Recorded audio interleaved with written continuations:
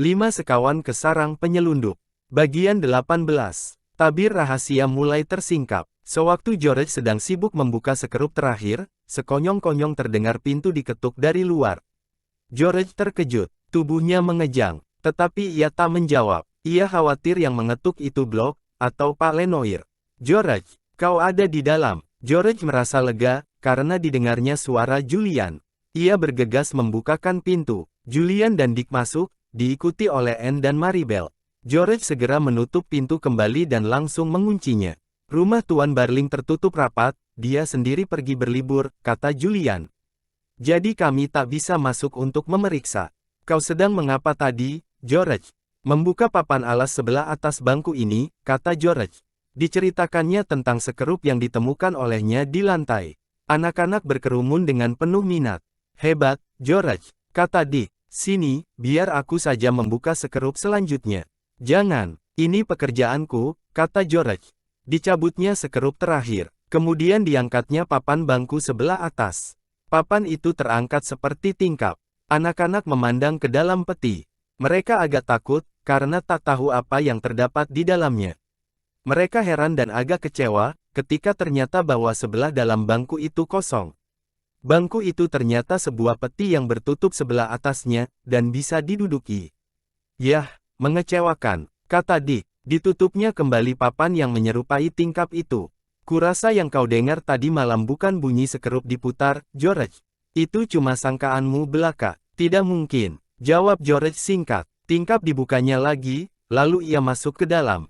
Kakinya menghentak-hentak, menekan papan sebelah bawah. Tiba-tiba terdengar bunyi berderik pelan. Dasar peti mengayun ke bawah, seperti daun pintu jebakan yang berengsel. Napas George tersentak, cepat-cepat disambarnya pinggiran peti. Untung saja, karena sekonyong-konyong kakinya kehilangan pijakan. George menendang-nendang udara sebentar, setelah itu ia berhasil merangkak keluar. Anak-anak memandang ke bawah sambil membisu. Pandangan mereka tertatap ke sebuah lubang yang menganga. Tetapi lubang itu tak begitu dalam. Dasarnya kira-kira 2,5 meter dari atas. Dasar itu tidak sempit seperti lubang bagian atas, melainkan melebar seperti rongga. Rupanya rongga itu merupakan awal sebuah lorong tersembunyi, yang bersambungan dengan terowongan bawah tanah yang bersimpang siur dalam perut bukit. Bahkan mungkin saja lewat lubang itu bisa dicapai rumah Tuan Barling. Astaga, seru Dick, siapa mengira di sini ada lubang? Bahkan Dick pun pasti tidak mengetahuinya. Kita turun saja, usul George. Bagaimana jika kita menyelidiki kemana arah lorong yang di bawah itu? Barangkali kita akan bisa menemukan tim. Tiba-tiba terdengar bunyi, seolah-olah ada orang di luar memutar pegangan pintu. Tetapi pintu terkunci. Kemudian menyusul bunyi ketukan keras, serentak dengan suara seseorang yang menyapa dengan tidak sabar, kenapa pintu ini terkunci? Ayo buka dengan segera, apa yang kalian lakukan di dalam? Itu ayah, bisik Maribel ketakutan. Lebih baik ku buka pintu cepat-cepat. Dengan segera George menutupkan papan alas bangku. Tak dikehendakinya Pak Lenoir melihat penemuan mereka itu. Ketika pintu sudah dibukakan, Pak Lenoir masuk dan melihat anak-anak sedang berdiri atau duduk-duduk dalam kamar itu. Aku baru saja menanyai Blok, katanya. Dan seperti sudah kukatakan, ia sama sekali tak tahu menahu tentang kejadian-kejadian selama ini. Sewaktu kutanyai tentang isyarat cahaya yang datang dari kamar menara, ia tercengang. Tetapi menurut pendapatnya, orang itu tak mungkin Tuan Barling. Menurut perkiraannya, pasti ada suatu komplotan untuk mencelakakan diriku. Astaga, kata anak-anak serempak. Tetapi dalam hati, mereka tak begitu lekas percaya pada Blok, seperti Pak Lenoir. Ya, dan Blok sangat gelisah sebagai akibatnya, kata Pak Lenoir. Mukanya pucat pasi. Karena itu ia kusuruh beristirahat sebentar, sementara kita memikirkan langkah-langkah berikut. Menurut pendapat anak-anak, tak mungkin Blok begitu cepat terpengaruh kesehatannya. Mereka menduga bahwa sebetulnya ia bukan beristirahat, melainkan mungkin menyelinap keluar untuk suatu urusan rahasia. Aku masih ada pekerjaan sedikit, kata Pak Lenoir. Aku sudah menelepon polisi, tetapi sayang, Pak Inspektur sedang tidak ada di kantor. Tapi sudah kuminta agar ia menelepon begitu kembali dari dinas luarnya. Sekarang kuharap kalian tidak berbuat yang aneh-aneh, sampai aku selesai dengan pekerjaanku. Anak-anak menganggap permintaannya itu aneh. Tetapi mereka diam saja. Sesudah tiba-tiba tersenyum dan tertawa-tawa, Pak Lenoir pergi. Aku akan mengintip sebentar ke kamar blok, untuk melihat apakah dia benar ada di dalam, ujar Julian ketika Pak Lenoir sudah tak nampak lagi. Julian bergegas ke bagian rumah tempat tinggal para pembantu. Ia berhenti di depan kamar blok. Pintu kamar agak terbuka, sehingga Julian bisa mengintip ke dalam. Dilihatnya sosok tubuh blok berbaring di tempat tidur. Ia tidak melihatnya dengan jelas, karena tirai jendela ditutup sehingga kamar agak gelap. Julian cepat-cepat kembali. Ya, blok ada di tempat tidur, katanya. Jadi untuk sementara kita aman dari intipannya. Bagaimana jika kita masuk saja ke dalam lubang di bawah bangku? Aku kepingin melihat kemana arah lorong yang ada di dasarnya. Setuju, seru anak-anak. Tetapi ternyata tidak begitu mudah meloncat ke bawah sejauh 2,5 meter. Julian yang turun paling dulu, terbanting agak keras. Ia berseru dari bawah, "Dick, kau harus mencari tali, lalu mengikatkannya pada suatu tempat yang kokoh. Kemudian kalian turun dengan tali. Jangan meloncat, sakit badanku karena terbanting tadi." Tetapi Julian memanggil lagi, ketika Dick sedang sibuk mencari tali. "Sudah, tak perlu lagi kau mencari tali.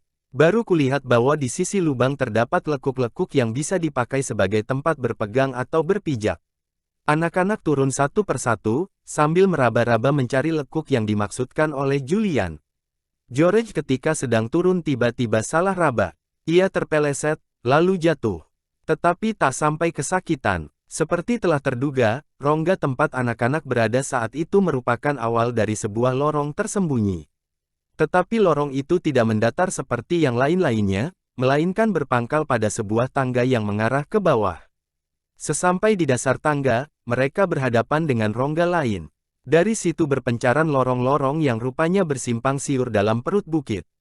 Anak-anak tak meneruskan langkah mereka. "Kita tidak bisa terus," kata Julian. "Nanti tersasar. Si hangus tak ada bersama kita, sedang Maribel tidak tahu jalan. Berbahaya, apabila kita berkeliaran dalam lorong-lorong itu." "Ses," ujar Dick tiba-tiba sambil mendekapkan jari telunjuk ke bibir. "Dengar, ada orang datang." Terdengar langkah-langkah menggaung dari arah lorong sebelah kiri mereka. Anak-anak mundur dan bersembunyi di suatu tempat yang gelap.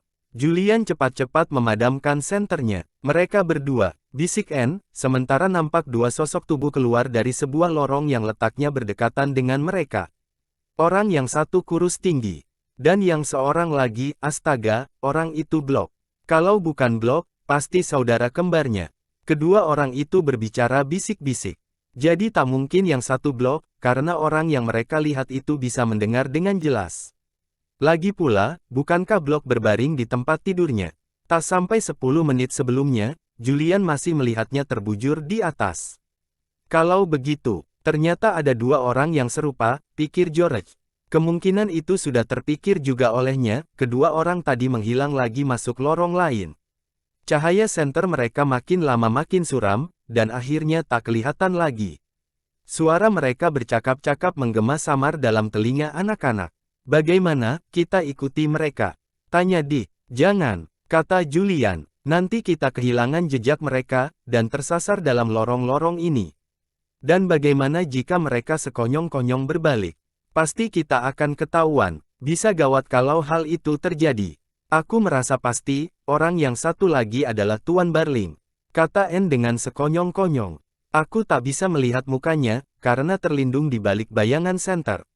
Tetapi potongan tubuhnya persis Tuan Barling. Semuanya serba panjang, tapi Tuan Barling tak ada di sini, karena sedang bepergian," kata Maribel. "Katanya pergi," sambung George dengan segera. "Kalau orang tadi memang benar dia, maka rupanya ia kembali lagi. Aku kepingin tahu kemana mereka berdua pergi, mungkinkah untuk melihat ayahku dan si hangus?" "Mungkin saja," jawab Julian. "Ayo, kita kembali ke atas. Kita tak boleh berani-berani berkeliaran dalam lorong-lorong ini." Menurut cerita si hangus, panjangnya bermil-mil dan bersimpang siur serta berarah naik turun. Bahkan ada yang menuju ke rawa. Pasti kalau kita tersasar di sini, tak mungkin bisa menemukan jalan keluar. Mereka kembali menaiki tangga batu, dan sampai di dasar lubang di bawah bangku dekat jendela kamar si hangus. Dengan mudah mereka naik ke atas, berpegangan dan berpijak pada lekuk-lekuk pada batu dinding lubang. Lega hati mereka ketika sudah sampai lagi di atas, di mana matahari bersinar terang lewat jendela. Anak-anak memandang keluar, kabut sudah mulai lagi menyelimuti daerah rawa. Tetapi puncak bukit masih bermandikan cahaya matahari. Sebaiknya kupasang lagi sekerup-sekerup papan alas bangku, kata Julian sambil mengambil obeng. Kalau Blok masuk kemari, ia takkan bisa menduga bahwa jalan rahasia ini sudah kita ketahui. Aku merasa hampir pasti bahwa dialah yang membuka sekerup ini, supaya Tuan Barling bisa masuk ke kamar. Sudah itu papan disekerupkannya kembali, agar tak ada orang bisa menebak apa yang telah terjadi sebelumnya. Dengan cepat papan penutup lubang itu disekerupkan kembali olehnya. Kemudian ia melirik arloji yang ada pada lengannya. Sudah hampir waktu makan siang. Perutku sudah terasa sangat lapar. Mudah-mudahan si Hangus dan Paman Quentin berada dalam keadaan selamat. Dan Tim juga, kata Julian. Aku ingin tahu, apakah Blok masih berbaring di tempat tidurnya, atau sudah berkeliaran lagi dalam lorong bawah tanah. Kuintip saja sebentar ke sana. Tak lama kemudian ia sudah kembali lagi. Mukanya menampakkan perasaan heran. Dia masih tetap berbaring di tempat tidurnya. Aneh. Pada saat makan siang, Blok tidak muncul. Kata Sarah, ia sudah meminta agar jangan diganggu jika tidak muncul. Blok memang sering sakit kepala, kata Sarah. Mungkin nanti siang sudah baik lagi. Nampak jelas bahwa Sarah ingin mengobrol tentang kejadian-kejadian aneh yang mereka alami. Tetapi anak-anak sudah berniat takkan menceritakan apapun padanya. Sarah sangat ramah, dan anak-anak senang padanya. Tetapi saat itu mereka merasa tak bisa mempercayai siapapun juga di sarang penyelundup. Sarah keluar dengan sikap tersinggung, karena anak-anak tak berhasil dipancing agar bercerita. Sehabis makan, Julian mendatangi Pak Lenoir. Menurut perasaannya persoalan itu perlu dilaporkan, juga apabila Pak Inspektur kebetulan sedang tidak ada di kantor. Julian sangat cemas memikirkan nasib Paman Quentin dan si Hangus. Entah kenapa, ia merasa bahwa Pak Lenoir saja yang mengatakan bahwa Pak Inspektur sedang pergi. Padahal ia sama sekali tak menelepon polisi, ia hanya hendak mengulur waktu saja. Pak Lenoir nampak jengkel ketika Julian masuk setelah mengetuk pintu. Ah, kau rupanya, kata Pak Lenoir. Kukira Blok yang datang. Sudah berkali-kali belku bunyikan memanggilnya. Dalam kamarnya ada lampu berkelip-kelip, kalau belku tekan di sini. Aku tak mengerti, kenapa ia belum muncul-muncul. Aku hendak mengajaknya pergi ke kantor polisi. Bagus, kata Julian dalam hati. Saya panggilkan saja, supaya ia bergegas, Pak Lenoir. Saya tahu di mana letak kamarnya. Julian bergegas menaiki tangga, menuju ke bagian tempat tinggal para pembantu. Ia mendorong pintu kamar Blok sehingga terbuka. Rupanya Blok masih tetap berbaring di tempat tidurnya. Julian memanggilnya, tetapi kemudian disadari olehnya bahwa orang itu tuli. Karena itu ia menghampiri tempat tidur, lalu memegang onggokan di bawah selimut yang menurut perasaannya pasti bau Blok. Tetapi Julian terpegang pada sesuatu yang lembut. Tak mungkin bau Blok selembut itu. Julian menarik tangannya, lalu memandang ke bawah dengan lebih seksama. Seketika itu juga Julian terkejut. Ternyata yang berbaring di tempat tidur sama sekali bukan Blok. Sebuah bantal bundar dicat hitam supaya mirip rambut manusia diletakkan pada tempat kepala. Cepat-cepat Julian menyingkapkan selimut yang menyelubungi tubuh. Ternyata di situ terdapat guling yang telah dibentuk sedemikian rupa sehingga mirip bentuk tubuh orang yang sedang berbaring. Rupanya ini siasat Blok, supaya dikira masih berbaring di tempat tidur kalau ia sedang pergi menyelinap.